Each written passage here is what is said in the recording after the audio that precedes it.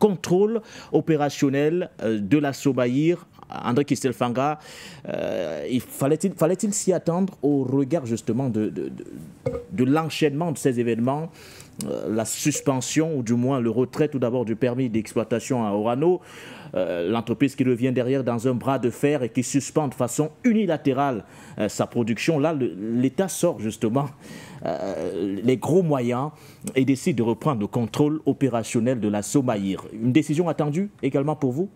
Bien sûr, M. Nguéné. Et bravo, mon cher aîné, Henri Atangana. À la guerre comme à la guerre. À la guerre comme à la guerre. Les autorités françaises n'ont pas reconnu les autorités de transition du Niger. Et ont voulu passer par des sociétés comme Orano pour faire du chantage ou bien pour déstabiliser les autorités de transition. Et vous savez que la grande guerre qui se trouve au Niger, c'est la guerre de l'uranium. Il n'y a pas deux choses.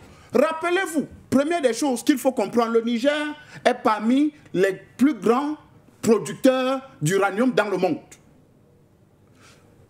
Il est troisième producteur. Si le Niger est troisième producteur d'uranium dans le monde, dans l'indice de pauvreté de l'Union européenne, des programmes des Nations Unies, de quoi là, je ne sais pas quoi, le Niger est parmi les derniers. Le Niger est parmi les derniers, les pays les plus pauvres au monde, le Niger s'y trouve. Mais qu'est-ce qui n'a pas marché? Où est le problème? Alors que l'uranium est exploité au moins depuis 70 ans aujourd'hui, au Niger. Et principalement par des sociétés françaises. Je voudrais vous rappeler que Orano, c'est ancien Areva. Oui. Et l'État français a racheté les parts quand Areva était en train de tomber. Donc, l'État français a racheté certaines parts, n'est-ce pas, de Areva pour créer Orano.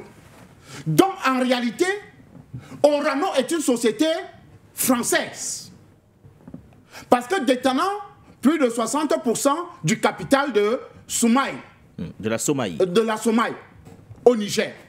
Donc, en réalité, c'est l'État français qui exploite l'uranium au Niger et qui fait... Et qui le revend à vil prix, pratiquement. Et qui l'achète à vil prix pour le revendre. Mais c'est gratuit. Ce n'est pas l'achat, c'est gratuit. 137 000 la tonne achetée au Niger. Alors que acheté au Canada, en Australie, au Kazakhstan, en Ouzbékistan, c'est 10 fois le prix.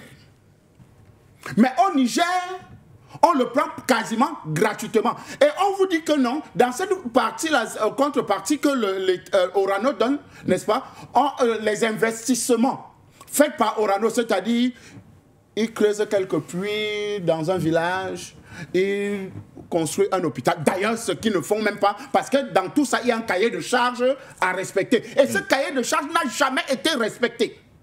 Parce que la radioactivité, vous savez que l'uranium, l'exploitation de l'uranium crée la radioactivité. Et donc, le Niger se retrouve avec des villages complètement où rien ne peut pousser. Parce que Orano enterre justement des matières, n'est-ce pas, les matières nocives dans les sols. Les gens vont regarder, oh non, c'est le désert, c'est un pays qui rien ne pousse. Alors qu'en réalité, c'est à cause des sociétés comme Orano. Donc, vous comprenez que c'est une exploitation abusive.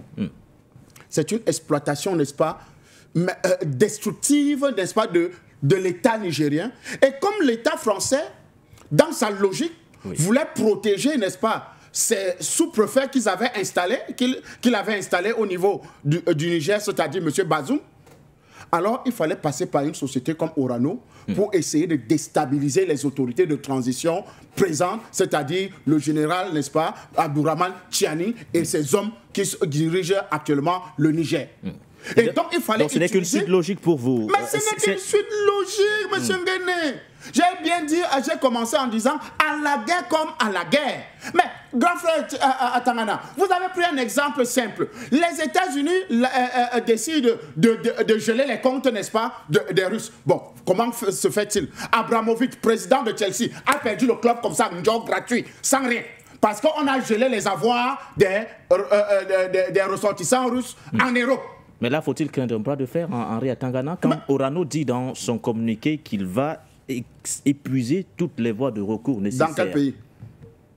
C'est au Niger ou bien en France? Devant les juridictions compétentes. Mais qu'ils aillent en France au tribunal de commerce de France, parce que ce n'est que là-bas qu'ils vont aller. Mais est-ce que ces décisions-là pourront impacter au Niger actuellement? Parce qu'il faut comprendre la suite logique des choses. La suite logique des choses, c'est que nous sommes en révolution. Et cette révolution-là, va aller dans tous les sens et dans tous les domaines. Ça va aller impacter même dans les entreprises, n'est-ce pas, françaises, de ces multinationales exploitatrices, n'est-ce pas, de nos ressources au niveau africain.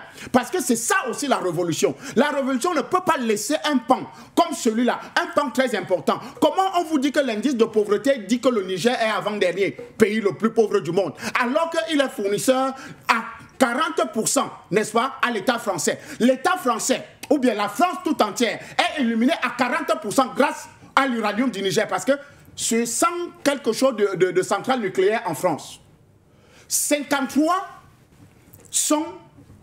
tournent à cause de l'uranium du Niger. Ça produit, EDF revend cet uranium au marché mondial.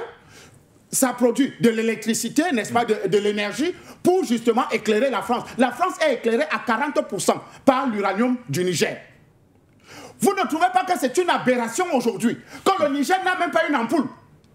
Je dis bien une ampoule qui fait briller le Niger, même la capitale, ni la présidence. Parce que le Niger achète l'énergie au Nigeria. Et quand le Nigeria, quand ça lui plaît, il coupe quand il veut. Il fait le petit chantage. Bola Tinubu fait son petit chantage à l'État nigérien. D'ailleurs, vous l'avez vu en France, non? Pour sortir des pays. Vous voyez les complicités. Non, vous voyez, il faut réveiller les Africains. Il faut leur dire les choses. N'est-ce pas, vous avez vu Bola Tinubu en France aller signer des gros contrats, aller signer des partenariats en France? Vous ne comprenez pas quoi? Alors que le même Nigeria coupe le courant, n'est-ce pas, au Niger. Crée des difficultés. Même chose pour le Bénin. Crée des difficultés. Parce qu'il faut tout faire pour que la révolution nigérienne n'aboutisse pas, n'arrive pas à ses fins. Donc, véritablement, c'est un gros chantier que vous avez ouvert là, M. Nguéné. Parce que l'exploitation minière, l'exploitation, n'est-ce pas, de l'uranium au Niger, c'est le plus gros scandale qui existe. La France en a bénéficié tellement. Et aujourd'hui, qu'un vaillant africain décide de dire, bon, monsieur, vous dites que vous arrêtez vos activités, d'accord. Mais vous savez que de nombreux Nigériens vivent grâce à cette activité-là. Pas en matière d'emploi seulement d'abord. Oui. Alors, comment se fait-il que vous arrêtez les activités comme ça de manière unilatérale? Ça veut dire que vous jetez des familles, des millions de personnes, n'est-ce pas, au chômage et à la famine. Alors, l'État, les mesures étatiques, voilà. C'est les mesures conservatoires étatiques. Et ce n'est que normal. Si vous êtes un agent déstabilisateur, on vous attrape. Et c'est la guillotine.